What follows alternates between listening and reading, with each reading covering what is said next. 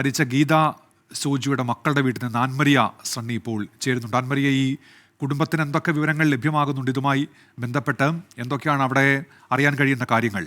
ആൻമരിയ.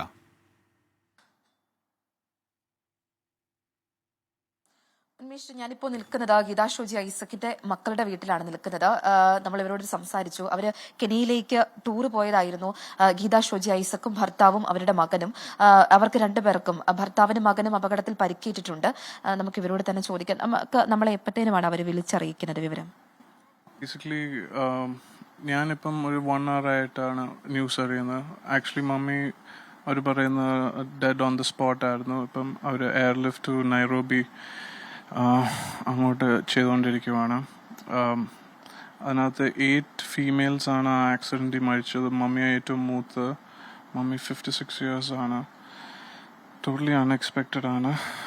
ഇപ്പം പപ്പയും എൻ്റെ അനിയനും അവിടെ ഹോസ്പിറ്റലുണ്ട്. അവരാണെങ്കിൽ രണ്ടുപേർക്കും ഫ്രാക്ചേഴ്സ് ഉണ്ട്. എൻ്റെ ബ്രദറിന് ഒരു കോമ്പൗണ്ട് ഫ്രാക്ചറാണ് ക്ലാവിക്കിളുള്ളത്. അതിനൊരു സർജറി വേണം. അത് 1 to 2 weeks ഈ സർജറി ചെയ്യണം. അപ്പോൾ അത് ഡെഫിനറ്റ്ലി അവിടെ തന്നെ ചെയ്യുന്നതിനെക്കാട്ടും ഐദർ അവർ തിരിച്ച് ഖത്തറിലോ അല്ലെങ്കിൽ ഇന്ത്യയിൽ ചെയ്യുന്നതായിരിക്കും ബെറ്റർ. എൻ്റെ ഫാദറിനും ഒരു റിസ്റ്റ് ഫ്രാക്ചറുണ്ട്. അതിന് പക്ഷെ ഓവറോൾ സ്റ്റേബിളാണ്. പക്ഷെ പപ്പ വീൽ ചെയറിലാണ്. ഇത് പപ്പയ്ക്ക് അറിയത്തില്ല ഇതുവരെ. ഏബിളിനും എനിക്ക് മാത്രമേ അറിയാം. ബാക്കി മമ്മി എൻ്റെ അമ്മച്ചി ഇപ്പോഴും അലൈവ് ട്രിവാൻഡ്രത്ത് മമ്മീൻ്റെ വീട്ടിൽ. അമ്മച്ചിക്ക് അറിയത്തില്ല. മമ്മീൻ്റെ അനിയത്തി സ്റ്റേറ്റ്സിലുണ്ട്. പുള്ളിക്കാരിക്കും ഇങ്ങനെ എന്നോട് വിളിച്ചുകൊണ്ടിരിക്കുക. പുള്ളിക്കാരിക്കും അറിയത്തില്ല. ഇവരിനെയൊക്കെ ഇതാണ് സിറ്റുവേഷൻ. ഈ അപകടം ഉണ്ടായ കാര്യം നമ്മളെ അവിടെ നിന്ന് ആരെങ്കിലും വിളിച്ചറിയിച്ചിട്ടുണ്ടോ? എൻ്റെ അനിയൻ പറഞ്ഞായിരുന്നു ബസ്സിൻ്റെ ബ്രേക്ക് വർക്ക് ചെയ്യുന്നില്ലായിരുന്നു. അത് ആക്സിലറേറ്റ് ചെയ്തുകൊണ്ട് അങ്ങ് പോവായിരുന്നു.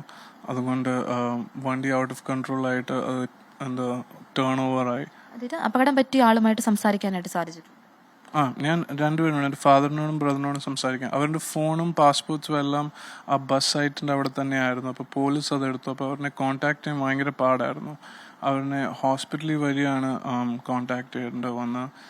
അവിടെ വാർഡ് ഫോണിൽ നമ്മൾ എല്ലാ അവിടുത്തെ ഹോസ്പിറ്റലിലും വിളിച്ച് അവസാനം അവരെ ഗൂഗിളിൽ സെർച്ച് ചെയ്തായിരുന്നു. നമുക്ക് ആദ്യം കിട്ടിയ ഒരു ഇൻഫർമേഷൻ ആണെങ്കിൽ അവിടെ ആ സ്ഥലത്തിൻ്റെ പേര് മാത്രമാണ്. അപ്പം എംബസി ആൾക്കാരിന് ഹെൽപ്പ് ആയതും കൊണ്ട് അവർ എങ്ങനെയോ പിടിച്ചു. ഏബിളിൻ്റെ സ്ഥലം, ഏബിളാണെങ്കിൽ ബ്രദറാ.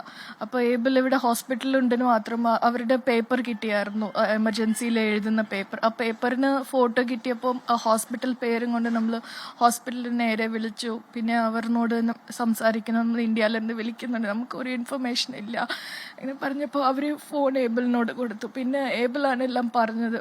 പിന്നെ ഏബിൾ ഉണ്ടായിരുന്ന ഹോസ്പിറ്റലും അമ്മയും പപ്പ ഇല്ല. നമുക്ക് ആദ്യം കിട്ടിയ ഒരു ഇൻഫർമേഷൻ ആണെങ്കിൽ ഏബിൾ മാത്രം സ്റ്റേബിൾ, പപ്പ അമ്മനെ കുറിച്ച് ഒരു ഐഡിയ ഇല്ല എന്നാണ്.